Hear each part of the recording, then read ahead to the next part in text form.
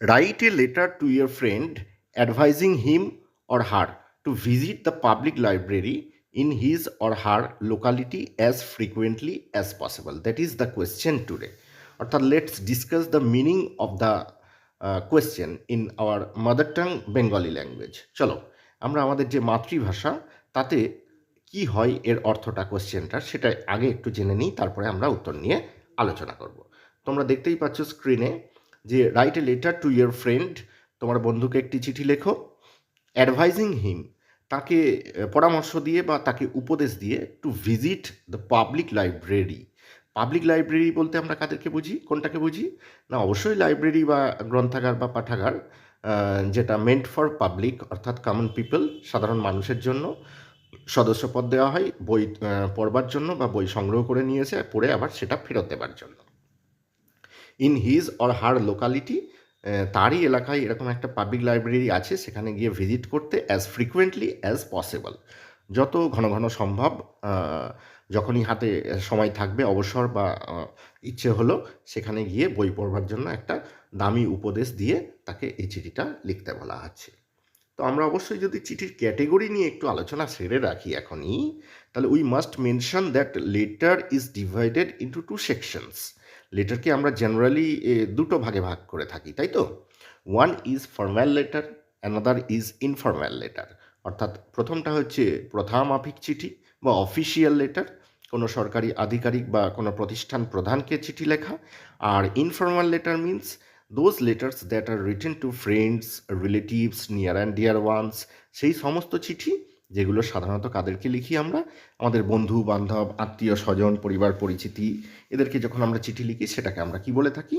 ঘনিষ্ঠ চিঠি বা ইনফর্মাল লেটার, এগুলো আমরা বলি। তো এই ইনফর্মাল লেটার লিখবার তো একটা প্রোটোকল আমরা নিশ্চয়ই সকলেই জানি, যেহেতু আমরা ক্লাস 10-এ এখন রয়েছি।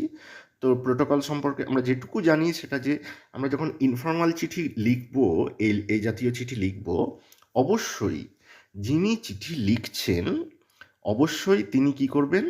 তার যে সেলফ অ্যাড্রেস অর্থাৎ ওন অ্যাড্রেস, সেটা at the right hand top corner of the letter, চিঠির যে ডান দিকে টপে অবশ্যই তার সেলফ অ্যাড্রেস বা ওন অ্যাড্রেস কিন্তু মেনশন করবে। যেমন আমরা এখানে দেখতেই পাচ্ছি ফ্রম দিয়ে লেখা হয়েছে, চিঠিটা কোথা থেকে লিখছে? না, রাজস্মিতা মণ্ডল, গয়েশপুর, শান্তিপুর, নদিয়া, 30 জানুয়ারি 2024, অর্থাৎ 2024 সাল 30শে জানুয়ারি তারিখে নদিয়া জেলার শান্তিপুর শহর থেকে গয়েশপুর গ্রামের রাজস্মিতা মণ্ডল চিঠিটা লিখছে তার প্রিয় বন্ধু অর্পণকে। সেই জন্য আমরা এখানটা কি দিয়েছি? ডিয়ার অর্পণ।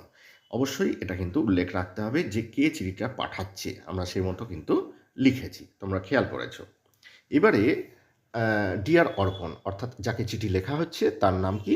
অর্পণ, প্রিয় বন্ধু বা প্রিয় Arpan. Hope you are fine by God's grace now, here we are all fine. আমরা দুটো সেন্টেন্স আমরা এখানে লিখেছি, একদম ফার্স্ট প্যারাগ্রাফ বিগিনিং। তো আমি তোমাদের সকলকে নিশ্চয়ই বলবো, আশা করি সকলেই জানো যে চিঠি কিন্তু দুম করে অল অন এ সাডেন বা সাডেনলি হঠাৎ করেই কিন্তু শুরু হয়ে যাবে না কন্টেন্টের সঙ্গে। প্রথমে আমরা অবশ্যই একটা কি করব? ইন্ট্রোডাকশন করব, একটা সূচনা দেব, কেমন আছিস বা কুশল বিনিময় করবো, আমরা কেমন আছি সেগুলো আমরা দিয়েছি। তো খুব ইজিয়েস্ট ওয়েতে, খুব প্রাণবন্ত ভাষায়, প্রাণবন্ত সেন্টেন্সের মধ্যে এটা আমরা তুলে ধরার চেষ্টা করব যে হোপ ইউ আর ফাইন, আশা রাখছি বা আশা করছি তুমি ভালো আছো, by God's grace. God's grace মানে কি? না, ঈশ্বরের কৃপায়। নাও, এখন। Full stop, next sentence, here we are all fine, আমরা কিন্তু সকলেই ভালো আছি। ব্যাস, দ্যাটস ইনাফ। এবারে আমরা প্যারাগ্রাফ একটু চেঞ্জ করব। নেক্সট প্যারাগ্রাফে আমরা আমাদের কন্টেন্টে যাব, তবে কন্টেন্টটাকেও আমি বলবো একটু বেশ নিজের মতো করে সুন্দর করে সাজিয়ে একটু বেশ ড্রামাটিক ওয়েতে তুলে ধরবার, যেমনটা আমি করেছি। তোমরা দেখতেই পাচ্ছ যে ইয়েস্টারডে আই কেম অ্যাক্রস, গতকাল আমার সঙ্গে দেখা হয়ে গিয়েছিল। কেম অ্যাক্রস, একটু স্পেশাল নোট নেবে এখানটায়, কেম অ্যাক্রস, কেন কি it is also important as phrasal verb. একটা ফ্রেজাল ভার্ব হিসেবে কেম অ্যাক্রসে কিন্তু তোমাদের সিলেবাসে খুব তাৎপর্য রয়েছে বা একটা গুরুত্ব রয়েছে। কেন কি? তো মিট মানে তো সাক্ষাৎ করা।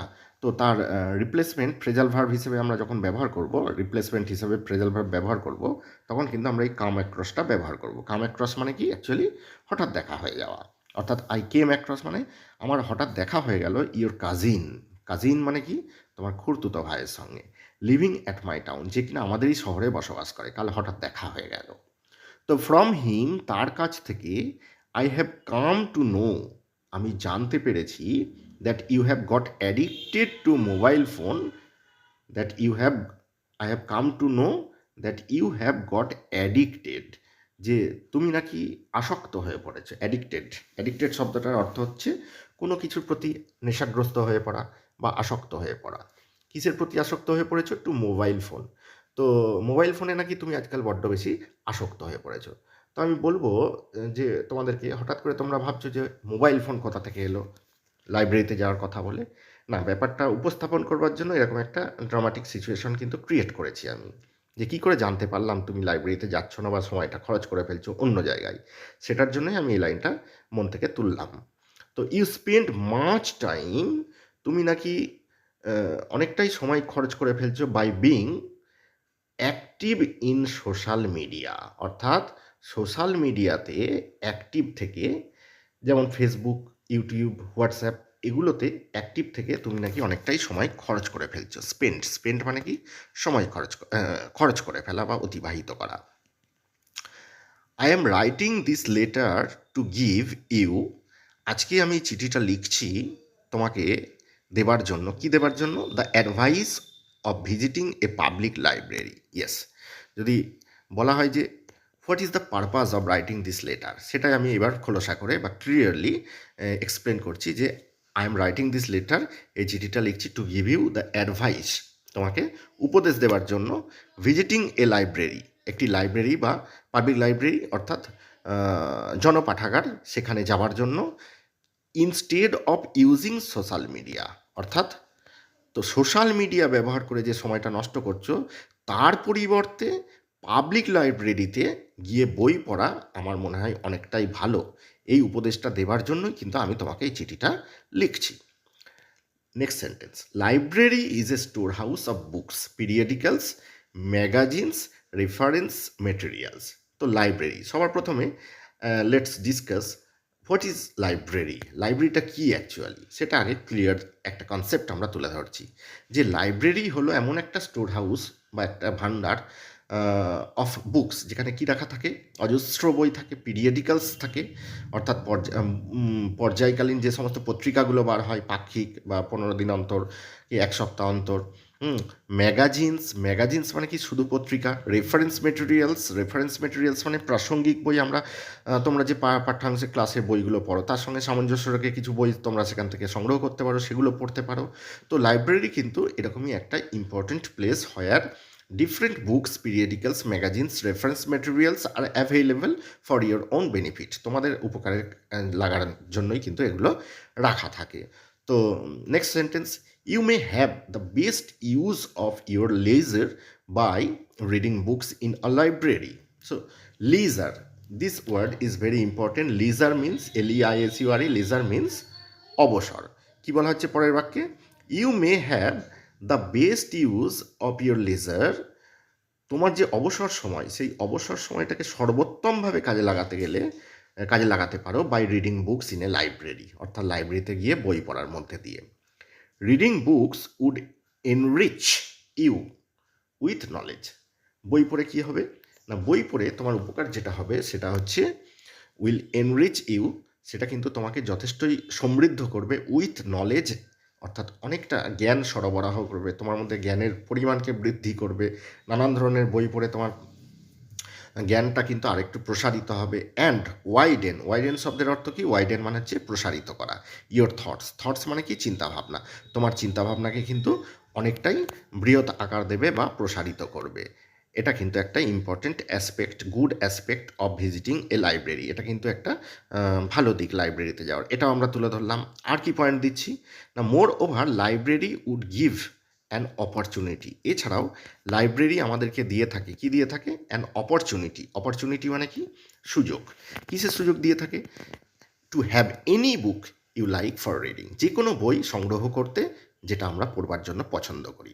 এটা আমার মনে হয় সবচাইতে একটা দামি সুযোগ। কেন কি, তো আমরা অনেক সময় যে বইটা পড়বার জন্য পছন্দ করছি সেই বইটা কিন্তু আমাদের হাতের কাছে থাকে না, সেটা আমাদেরকে কিনতে হয় হয় অনেক টাকা খরচ করে, আর অনেক সময় দেখা যায় যে টাকা খরচ করলেও সেই রকম বই কিন্তু চট করে আবার খোলা বাজারে পাওয়াও যায় না। This is not available, there are some books that are not available in open market even you are ready to spend money for that, তাই তো? এরকমটা কিন্তু হয়। তো সেই জায়গায় দাঁড়িয়ে কিন্তু আমরা বলতেই পারি যে library would give an opportunity, library কিন্তু আমাদের একটা সুযোগ দিচ্ছে to have any book with any book you like for reading, যে বইটা পড়বার জন্য পছন্দ হচ্ছে সেটাই কিন্তু আমরা নিতে পারছি। Library offers an ideal atmosphere, library আমাদেরকে কি দিয়ে থাকে না, একটা আদর্শ পরিবেশ কিন্তু দিয়ে থাকে। কিসের জন্য আদর্শ পরিবেশটা দিয়ে থাকে না, পড়বার জন্য। আমরা জানি যে পড়বার জন্য একটা কিন্তু অত্যন্ত শান্তিপূর্ণ একটা পিসফুল রুম বা অ্যাটমসফিয়ার দরকার, আর লাইব্রেরি সেটা একমাত্র আমাদের দিয়ে থাকে। আইডিয়াল, আইডিয়াল মানে কি, আদর্শ পরিবেশ দিয়ে থাকে। অফার্স, অফার্স মানে দিয়ে থাকে ফর রিডিং, পড়বার জন্য।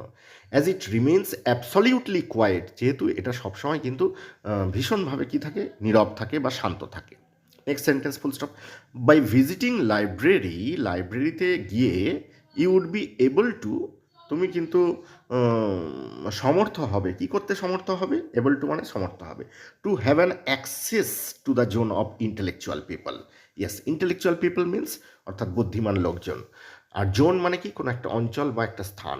অ্যাক্সেস মানে কি, প্রবেশ। অর্থাৎ লাইব্রেরিতে যাওয়া মানে তুমি কোথায় যাচ্ছ, শুধু বই পড়ছো না কিন্তু, এক ঝাঁক বুদ্ধিমান মানুষের জগতে তুমি প্রবেশ করতে পারছো। ইউ উইল গেট দেয়ার অ্যাকম্প্যানিমেন্ট, তুমি কিন্তু তাদের একটা যে সঙ্গ সেটা কিন্তু তুমি পাবে তাদের কাছ থেকে। এবং আমার মনে হয় বই পড়ার পাশাপাশি বই যেমন তোমার জ্ঞান বৃদ্ধি করবে, এই সমস্ত একঝাঁক তোমার সামনে যখন বেশ কিছু ইন্টেলেকচুয়াল পিপল থাকবে তাদের সঙ্গে পরে নিশ্চয়ই পরিচিতি হবে, সামাজিক সম্পর্ক হবে, এটা কিন্তু তোমার ব্যক্তিত্ব এবং চিন্তাভাবনাকে অনেকটাই উৎকৃষ্ট করতে সাহায্য করবে। এটা নিশ্চিতভাবেই একটা ভালো দিক লাইব্রেরিতে যাওয়ার। তো এবারে আমরা আস্তে আস্তে চিঠির শেষ পর্বে আসছি। তো এতগুলো ভালো পয়েন্ট আমরা উল্লেখ করবার পর আমরা এবার তাকে কি করতে হবে সেটা বলে দিই, যে শো টেক মেম্বারশিপ। তাই বলছি কি, যে টেক মেম্বারশিপ, তুমি অবশ্যই কি করবে, সদস্যপদ গ্রহণ করবে ইন দ্য পাবলিক লাইব্রেরি, ওই লাইব্রেরিতে, অ্যাজ সুন অ্যাজ পসিবল, যত তাড়াতাড়ি সম্ভব। আর মিসইউজ করবে না time. You have already spent your time, misused your time by surfing internet in mobile phone, by using social media like Facebook, WhatsApp, YouTube, etc., etc. So অনেকটা loss হয়ে গেছে।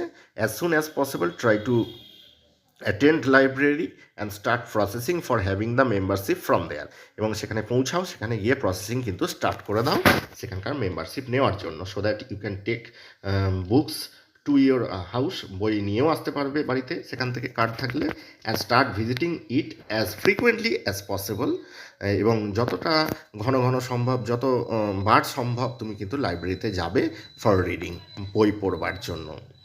তো এভাবেই আমরা চিঠিটা একদম শেষ দিকে চলে এসেছি। এবার চিঠির একটা শেষ বা সমাপ্তি বাক্য আমরা তুলে ধরবো। No more today, be fine, আজ আর নয়, ভালো থেকো, রাইট মি ব্যাক। এবং এই চিঠি পাওয়ার পর অবশ্যই তুমি কিন্তু আমাকে একটা পাল্টা চিঠি লিখো। এই চিঠি যে লিখছে, ইয়োর লাভিং ফ্রেন্ড রাজস্মিতা। এই চিঠি লিখলো কে, না রাজস্মিতা, তোমার প্রিয় বন্ধু অর্পণকে বলছে, তোমার প্রিয় বন্ধু রাজস্মিতা আমি চিঠিটা লিখছি। তো এবারে যাকে আমি চিঠিটা লিখলাম, অর্পণ রায়, তার ঠিকানাটা কোথায় হবে একটু খেয়াল করে দেখে নাও। চিঠির শেষে একদম left hand corner at the bottom of the letter, অর্পণ রায়, অর্থাৎ চিঠির শেষে বাঁ দিকে নিচে অর্পণের ঠিকানা উল্লেখ করছি, অর্পণ রায়, 26 MG রোড, অর্থাৎ অর্পণ রায় 26 নম্বর মহাত্মা গান্ধী রোড, কাটোয়া, পূর্ব বর্ধমান। এইভাবেই আমরা চিঠিটা লেখা শেষ করলাম। আশা করি তোমরা আজকের এই আলোচ্য চিঠিটা কিভাবে লিখতে হয় সে সম্পর্কে যথেষ্টই আইডিয়া পেলে, এবং চিঠিটা আর প্রত্যেকটি শব্দের অর্থ, বাক্যের অর্থ খুব সহজ এবং সরলভাবে তোমাদেরকে বুঝিয়ে দেওয়া হলো। আশা করি তোমরা এই চিঠিটা আগামী মাধ্যমিক পরীক্ষার জন্য বা টেস্টের জন্য নিশ্চিতভাবেই প্রস্তুত করে রাখবে, এবং এভাবে যদি তোমরা চিঠি লেখো আমি তোমাদেরকে আশ্বস্ত করতে পারি বেশ হাইলি স্যাটিসফ্যাক্টরি মার্কস তোমরা গেইন করতে পারবে, অর্থাৎ যথেষ্ট সন্তোষজনক নম্বর তোমরা কিন্তু পাবে। আশা করব যে তোমাদের অনেকেই এই চিঠিটা এভাবে লিখবার জন্য চেষ্টা করবে, নিজেদেরকে আরও সমৃদ্ধ করবার চেষ্টা করবে। আর অবশ্যই বলবো আজকে আমার এই ভিডিওটা দেখে তোমাদের কেমন লাগলো তা জানাতে অবশ্যই কমেন্ট করবে, এবং ভালো লাগলে একটা লাইক করবে, অবশ্যই বন্ধুবান্ধবদের মধ্যে শেয়ার করবে। আর যদি আমার চ্যানেলটা পছন্দ হয় অবশ্যই subscribe my channel English Express. পরবর্তী ভিডিওর আপডেট পেতে press the bell icon to get the notification of the video that would be uploaded soon. যে ভিডিওটা খুব শীঘ্রই আমরা আবার এই চ্যানেলে পোস্ট করব, সেটার আপডেট পেতে তোমরা কিন্তু অবশ্যই সাবস্ক্রাইবের পাশে যে বেল আইকন রয়েছে সেটা প্রেস করতে ভুলবে না, অবশ্যই প্রেস করে রাখবে। আর কেমন লাগলো চিঠিটা সেটা জানাতে অবশ্যই কমেন্ট করবে, অবশ্যই লাইক করবে যদি ভালো লাগে, and of course you must share the video with your friends. Thank you, be fine, আবার পরে দেখা হবে, ধন্যবাদ।